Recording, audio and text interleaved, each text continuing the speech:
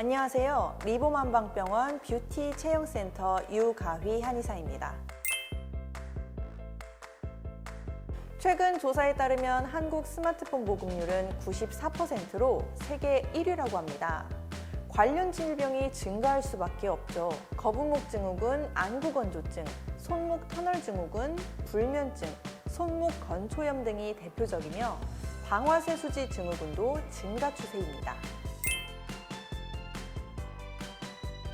스마트폰을 오랫동안 사용해 엄지손가락 근육을 과도하게 쓰면 경련이 생길 수 있는데요. 이는 근육을 많이 써서 생기는 단순 경련일 수 있지만 과도한 손가락 사용으로 인한 질환의 증상일 가능성도 있습니다. 경련에 통증과 붓기가 동반된다면 득큐르빈 증후군으로 알려진 손목 건초염이나 방화쇠수지 증후군으로 알려진 손가락 협착성 건초염 등 질환을 의심해 볼 수 있습니다. 손목 건초염은 엄지와 손목을 잇는 힘줄을 과다하게 사용해 이를 감싸고 있는 막에 염증이 생기는 것인데요. 엄지 쪽 두 힘줄을 많이 사용해 발병되는 게 일반적입니다. 즉, 엄지손가락을 많이 사용하면 생길 수 있는 질환인데요. 손가락을 많이 쓰는 직업군이나 손을 많이 사용하는 중년의 주부에게 주로 생기지만 최근 스마트폰 사용 증가로 젊은 층에게도 나타나며 발병률은 매년 높아지는 질환입니다. 손목 건초염은 엄지손가락부터 손목까지 통증이 이어지는 게 보통인데 반해 방화쇠수지 증후군은 엄지와 중지, 약지에서 증상이 나타납니다. 손가락을 접었다 펼 때 저항력이 느껴지거나 힘을 주어 폈을 때 탁 소리가 크게 나면 방화쇠수지 증후군일 가능성이 큽니다. 류마티스 관절염과 골다공증이 있는 경우 발병률이 높고 당뇨, 종양, 폐암 환자들에게 합병증으로 나타나기도 합니다. 손목이 붓고 아픈 증상과 함께 엄지를 움직일 때 심한 통증을 느끼는데요. 엄지손가락 주변 손목에 저림이나 찌릿찌릿한 증상이 나타나고 밤이나 새벽에 증세가 악화됩니다. 심한 경우 젓가락질도 어려워 일상생활에 불편함을 겪기도 합니다. 핑켈스타인 검사를 통해 자가 진단을 해볼 수 있습니다. 엄지손가락을 굽힌 후 주먹을 쥐었을 때 이 동작만으로 통증이 발생하고 엄지손가락을 아래로 향하게 늘어뜨리는 것만으로도 찌릿한 통증이 나타난다면 손목 건초염을 의심할 수 있습니다.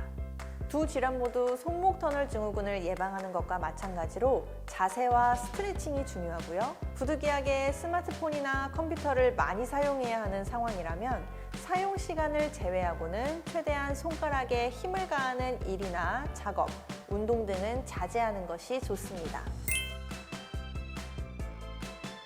엄지손가락 경련이 있다면 양계열을 자극해보는 건 어떨까요? 엄지손가락 뿌리와 손목 경계 부위가 만나 움푹 들어가는 지점인데요. 양계열은 방화쇠수지 증후군을 예방할 뿐만 아니라 고혈압, 두통, 중풍, 이명, 치통, 기침, 인후통 등에 좋은 중요한 혈자리이기도 합니다. 엄지나 검지로 꾹 눌러주거나 원을 그리며 마사지해주면 통증 및 긴장 완화에 도움이 됩니다.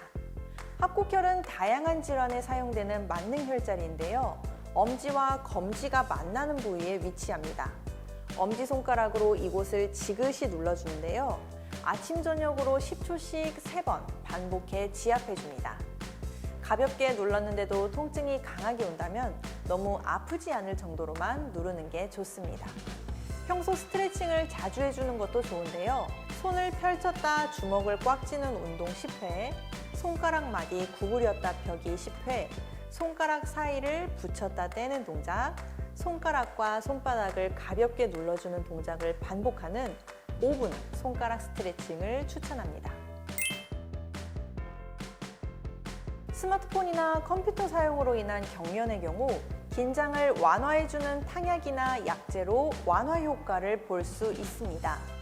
작약 감초탕은 혈을 보충해주는 작약과 긴장을 풀어주는 감초가 1대1로 이루어진 처방인데요. 현대에도 널리 알려진 명방으로 경련을 진정시키고 소염작용으로 통증을 완화합니다. 2015년 일본에서 발표된 연구 결과에 따르면 근육이완제인 에페리손과 작약감초탕을 투여했을 때 작약감초탕을 복용한 환자는 16명 중 14명이, 에페리손 복용 환자는 14명 중 4명이 절반 이상 근육경련 증상이 감소하는 결과가 나왔습니다. 약국에서도 작약감초탕을 구입할 수 있는데요. 작감정이라고 하는 약이 바로 작약감초탕을 정제해 만든 것입니다. 작약과 감초를 차로 함께 끓여 마시는 것도 좋긴 하지만 먼저 한의사의 정확한 진단을 통해 상태를 확인하고 올바른 처방을 받는 게 좋습니다. 과량 장기 복용 시 혈압 상승, 부종 등 부작용을 유발할 수 있습니다.